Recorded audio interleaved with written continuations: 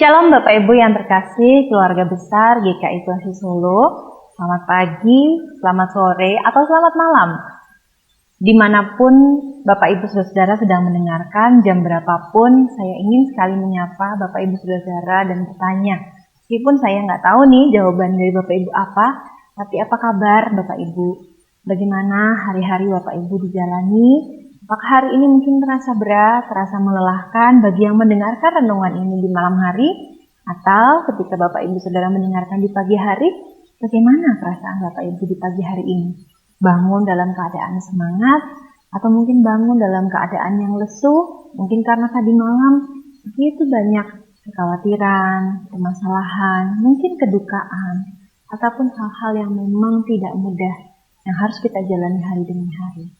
Apapun perasaan Bapak Ibu Saudara, apapun yang membangunkan kita di pagi hari ini, apapun yang membuat kita bisa beristirahat di malam hari ini, entah kapanpun dan dimanapun Bapak Ibu Saudara mendengarkan renungan ini, saya berharap apapun yang Bapak Ibu dan Saudara alami, Bapak Ibu terus menemukan titik ketenangan di dalam kasih sayang Tuhan. Bapak Ibu terus dan saudara terus mengalami betapa banyak cara Tuhan membuktikan bahwa Ia ada di dalam setiap pergumulan kehidupan kita. Mari sebelum kita akan mendengarkan kekuatan sabda firman Tuhan yang kembali meneguhkan perjalanan kita berdoa memohon rahmat-Nya. Mari kita berdoa. Ya Allah, dalam semua kejadian yang Tuhan izinkan terjadi, dalam setiap cerita kehidupan kami masing-masing, kami percaya bahwa satu-satunya yang mampu kami andalkan adalah hati-Mu ya Tuhan.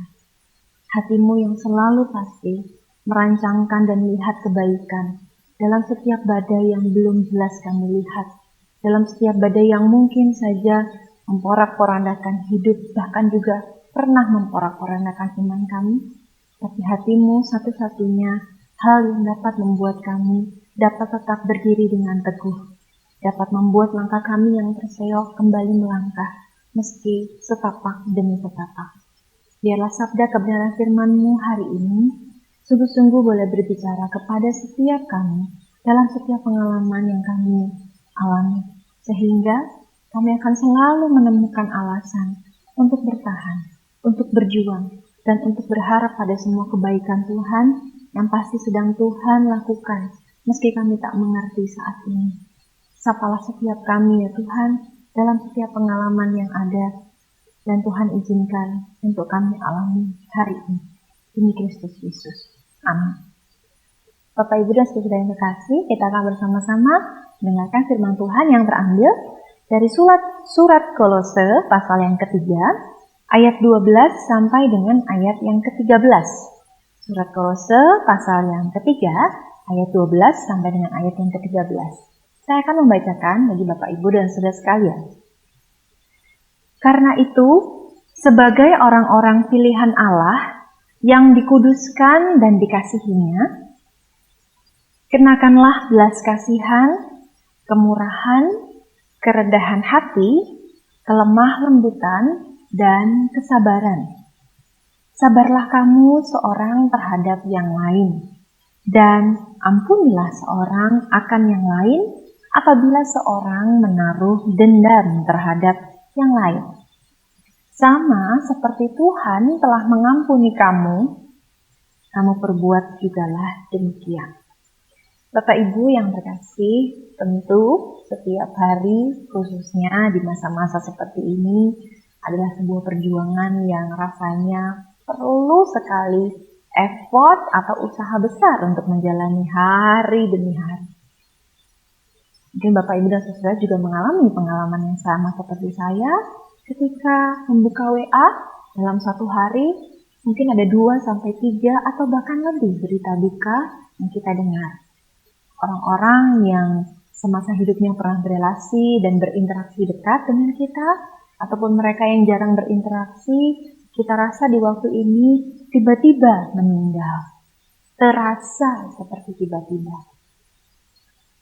Tapi Bapak Ibu, apapun yang saya dan saudara alami hari ini, firman Tuhan mau mengatakan sesuatu kepada kita semua, kepada saya dan kepada saudara-saudara.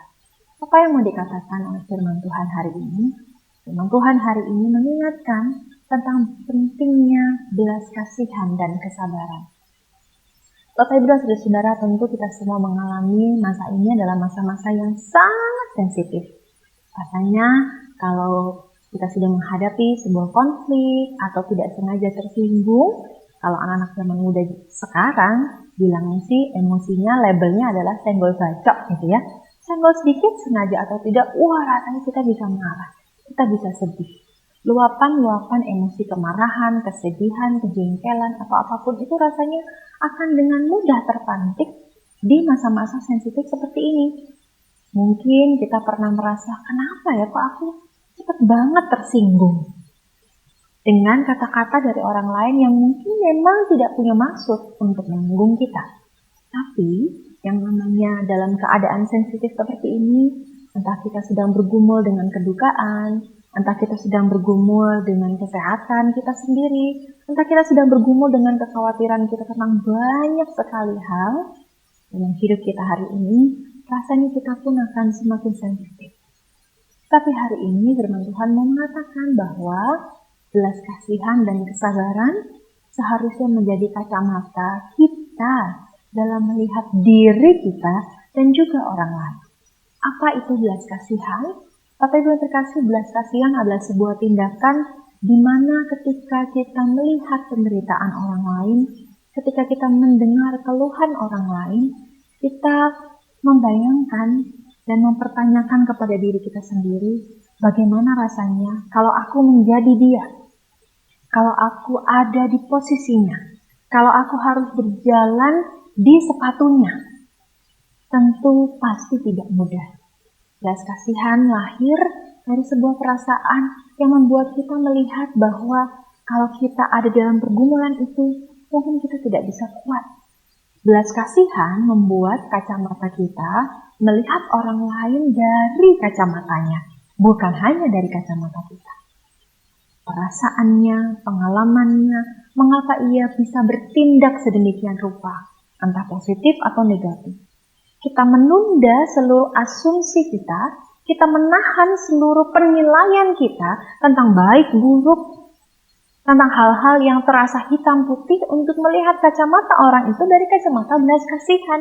Dan pertanyaan yang simple yang akan membantu kita menahan semua asumsi dan penilaian kita, bertanyalah dengan diri kita sendiri ketika kita mendengar keluhan orang lain. Kalau aku di posisinya, aku akan berbuat apa? Kalau aku di posisinya, apakah aku akan kuat seperti dia? Belas kasihan. Dan yang kedua adalah kesabaran. Tentu di kondisi-kondisi sensitif seperti ini, kesabaran kita akan menjadi kesabaran dengan sumbu yang pendek.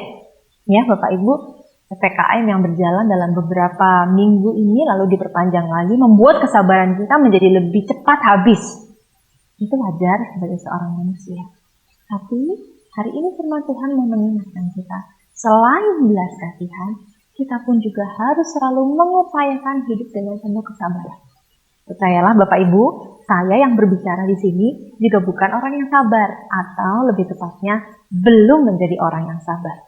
Tapi kalau hari ini firman Tuhan dengan sengaja, dengan mempunyai tujuan, Tuhan pilihkan untuk kita mendengar dan juga melakukannya, Tuhan masih memberikan kita untuk sabar. Sabar terhadap diri kita sendiri yang tidak sabaran. Sabar terhadap sesama kita, pasangan kita, anak-anak kita, ataupun orang-orang yang menguji kesabaran kita. Kesabaran bisa kita lakukan kalau kita memberi jeda bagi diri kita sendiri. Ketika kita mau marah, ketika kita mau melampiaskan emosi negatif kita, tahan diri dulu sebentar saja. Berikan diri sendiri setidaknya 10 detik untuk mengambil nafas. Diam dan berdoa. Dengan itu kita bisa menjadi orang yang sabar. Bukan berarti ini sebuah hal yang mudah. Saya melakukannya juga butuh latihan setiap hari. Tapi kesabaran akan sangat menolong kita untuk tidak mengambil keputusan tergesa-gesa. Untuk tidak mengambil keputusan yang akan kita sesali. Untuk menahan diri kita sedemikian rupa dalam mengambil keputusan yang efeknya akan jauh lebih buruk daripada yang kita kira. Belas kasihan dan kesabaran adalah dua hal klise rasanya dikatakan di saat-saat seperti ini. Tapi firman Tuhan bukanlah sebuah jargon yang klise. Firman Tuhan justru sangat kontekstual. Di tengah-tengah di mana belas kasihan kita di waktu seperti ini rasanya sudah habis. Kita lelah sekali untuk melihat penderitaan orang lain. Karena kita pun juga bergumul. Kita lelah sekali untuk sabar terhadap orang lain. Karena kita pun juga berjuang untuk sabar. Tapi percayalah, belas kasihan dan kesabaran masih akan selalu menjadi nilai-nilai Kristiani yang sangat kuat dan terbukti di sepanjang segala zaman. Terbukti bahwa dengan melakukan hal ini, mengupayakannya dengan kasih karunia Tuhan, maka tekanan sebesar apapun akan mampu kita lewati. Saya membayangkan dalam kondisi pandemi seperti ini, makin banyak orang yang berbelas kasihan satu sama lain. Makin banyak orang-orang yang mau membagikan satu piring. Satu keluarga membagi satu piring nasi kepada keluarga yang lain.